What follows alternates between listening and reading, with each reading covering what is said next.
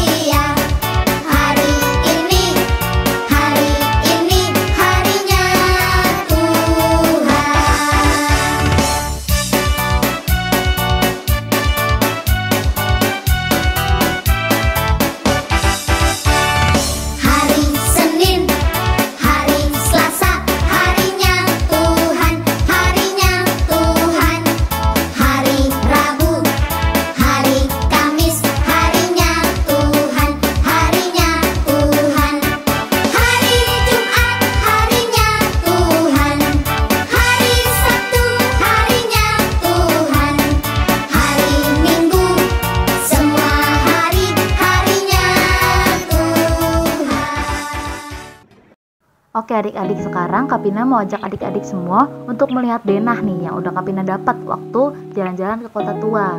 Nah isi denahnya itu merupakan struktur bagian di mana bangunan-bangunan Kota Tua. Ada museum keramik dan juga museum-museum lainnya.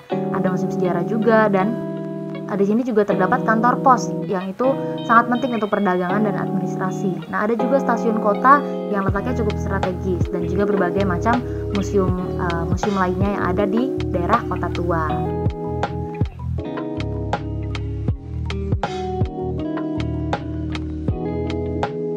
Dan sekarang Kapina mau ajak adik-adik semua untuk naik, dan kita akan masuk ke dalam Museum Fathahillah. Adik-adik bisa lihat ya, di sini banyak sekali peninggalan bersejarah, replika peninggalan masa Tarumanegara dan juga Pajajaran. Banyak sekali penggalian arkeolog yang ada di dalam sini. Mulai dari keramik, gerabah, ataupun prasasti-prasasti yang ada di dalam sini. Nah adik-adik, Museum Fathahillah ini sendiri didirikan pertama kali pada tahun 1620. Di tahun 1626, museum ini dibongkar. Dan di tahun berikutnya, yaitu di tahun 1627, dibangun kembali atas perintah Gubernur Jenderal Jan Petersen. Di tahun 1974, salah satu gubernur DKI Jakarta, Ali Sadikin, merenovasi ulang gedung tersebut hingga sekarang diresmikan sebagai Museum Sejarah Jakarta. Oke deh, hari ini cukup sampai sini ya kita jalan-jalan di kota tuanya. Nanti akan kita sambung jalan-jalan berikutnya di lain waktu ya. Oke adik-adik, bagaimana nih jalan-jalan singkatnya bersama Kapina tadi? Kita udah lihat beberapa tempat yang ada di museum-museum di kota tua ini. Nah, karena itu kita sudah melihat-lihat ya, dan sekarang kita akan masuk ke dalam cerita firman Tuhan. Karena itu Kapina mau ajak adik-adik untuk sama-sama angkat satu buah pujian.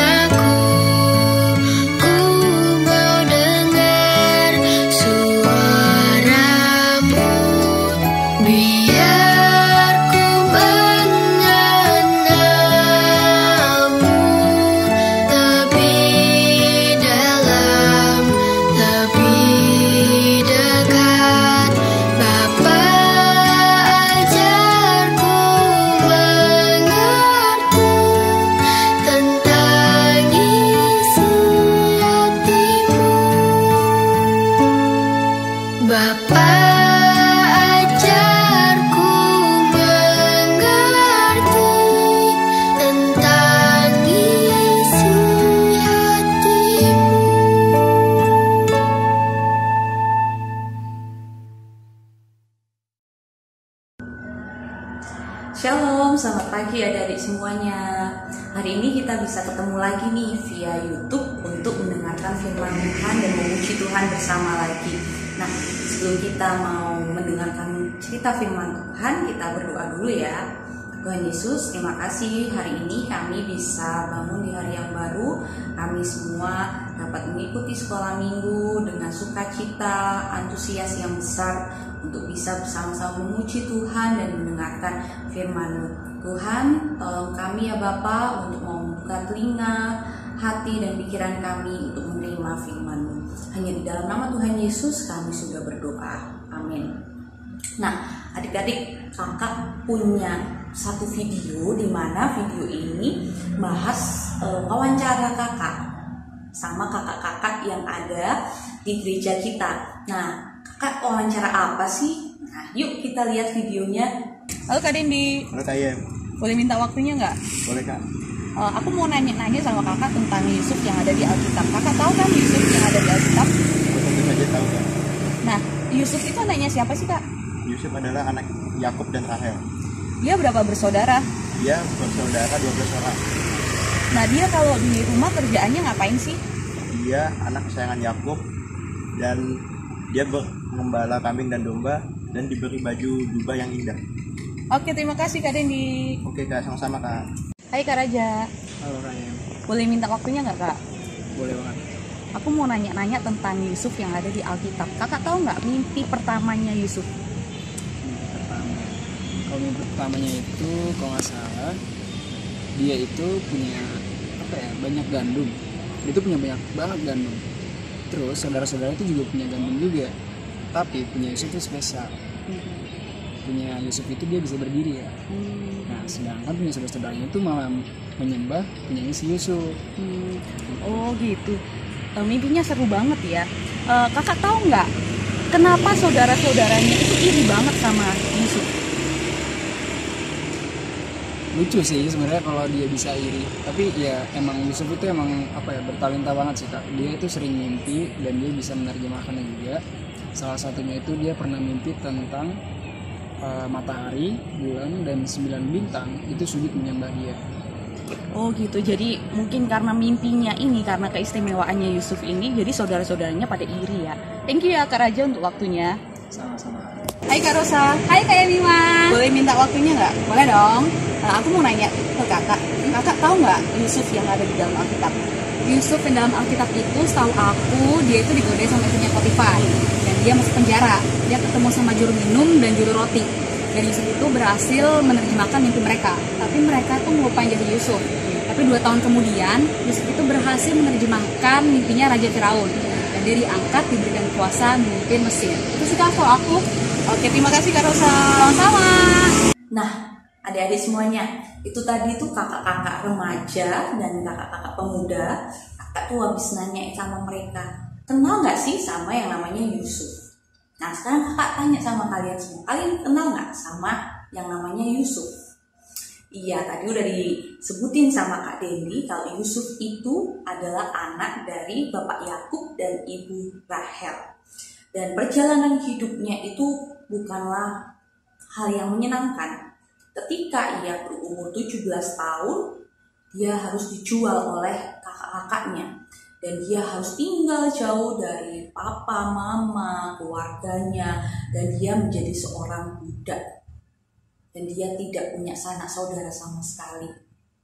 Tapi Tuhan memelihara Yusuf sampai akhirnya Yusuf menjadi salah satu penguasa di Mesir.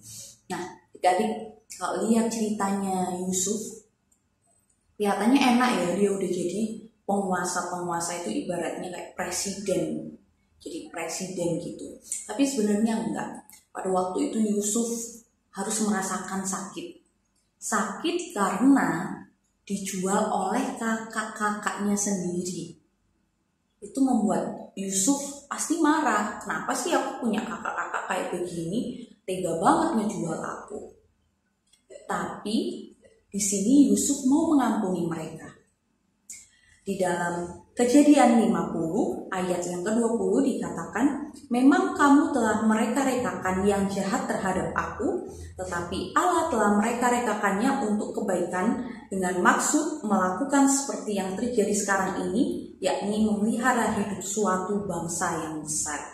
Yusuf bisa mengampuni, memaafkan kakak-kakaknya, dan ia menerima mereka kembali untuk tinggal bersama. Dan pada waktu itu ada kelaparan yang cukup besar, sehingga keluarga Yusuf, yaitu bapaknya yaitu Yakub dan kakak-kakaknya Yusuf itu kelaparan dan mereka pergi ke Mesir. Pada waktu itu mereka nggak sadar kalau penguasa Mesir itu adalah adik mereka, adalah anaknya Yakub. Mereka datang minta gandum dan di situ Yusuf tahu bahwa ini adalah keluarganya. Dan di sini Yusuf tidak marah. Yusuf malah memberi gandum supaya mereka bisa bertahan hidup. Dan mereka akhirnya bisa makan, bisa minum, dan menikmati hidup.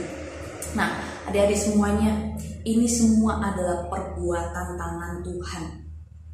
Tuhanlah yang membantu Yusuf untuk mengampuni saudara-saudaranya. Tuhanlah yang melembutkan hati Yusuf untuk mengampuni kakak-kakaknya. Dan Tuhan jugalah yang memakai Yusuf untuk memelihara kehidupan kakak dan orang tuanya. Di mana waktu itu ada kelaparan yang begitu besar, mereka nggak tahu harus cari makan di mana. Tapi ini semua sudah Tuhan atur jalannya sehingga Yusuf menyediakan keperluan keluarganya. Adik-adik, pasti kalian juga pernah ngerasain ya yang namanya sakit hati, iri, terus marah sama teman sekolah atau sama kakak adik kalian. Kalian akhirnya berantem. Kenapa sih barangku diambil sama saudaraku? Kenapa sih dia iri terus sama aku? Dan akhirnya kita kesel sama orang tersebut dan kita berpikir mau balas dendam. Tapi Tuhan nggak mengajarkan kita untuk balas dendam, melainkan Tuhan mengajarkan kita untuk mengampuni dan mengasihi orang yang membenci kita. Yuk adik-adik, kita semuanya belajar untuk mengasihi dan mengampuni orang yang membenci kita, orang yang menyakiti hati kita. Mari kita berdoa. Tuhan Yesus, terima kasih untuk firman-Mu hari ini, di mana kami belajar dari Yusuf, di mana melalui kehidupannya kami melihat bahwa Yusuf bisa mengasihi dan mengampuni saudara-saudara yang jahat kepadanya. Tuhan, tolong kami, anak-anak sekolah minggu, supaya kami bisa belajar mengasihi dan mengampuni orang lain. Hanya dalam nama Tuhan Yesus kami sudah berdoa. Amin. Ingat ya adik-adik, kasih Yesus manis dan indah. Sekarang kita bernyanyi ya, memuji Tuhan.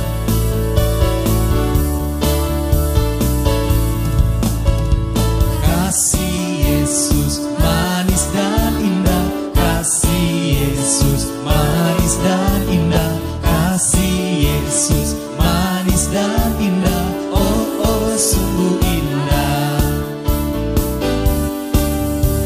Amat tinggi takkan teratasi, amat dalam takkan terselami, amat lebar takkan terkelilingi, oh oh sungguh indah. Kasih Yesus manis dan indah, kasih Yesus manis dan indah, kasih Yesus manis dan indah, oh oh sungguh indah. Kasih Yesus itu tinggi banget. Benar kan Kak Karen dan Kak Dixon? Sekarang kita nyanyi lagi ya. Setinggi-tingginya langit, lebih tinggi kasih Yesusku. Sedalam-dalam lautan, lebih dalam kasih Yesusku. Seindah-indah pelangi, lebih indah kasih Yesusku. Kasih Yesus, oh kasih Yesus, mengalahkan segalanya. Kasih Yesus, oh kasih Yesus, mengalahkan segalanya.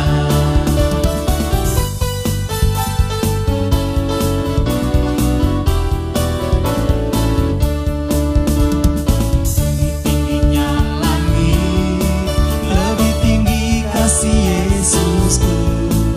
Sedalam-dalam lautan, lebih dalam kasih Yesusku. Seindah-indah pelangi, lebih indah kasih Yesusku.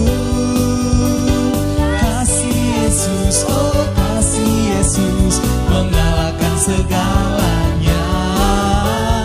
Kasih Yesus, oh kasih Yesus, mengalahkan segalanya. Mengalahkan segalanya. Mengalahkan segalanya.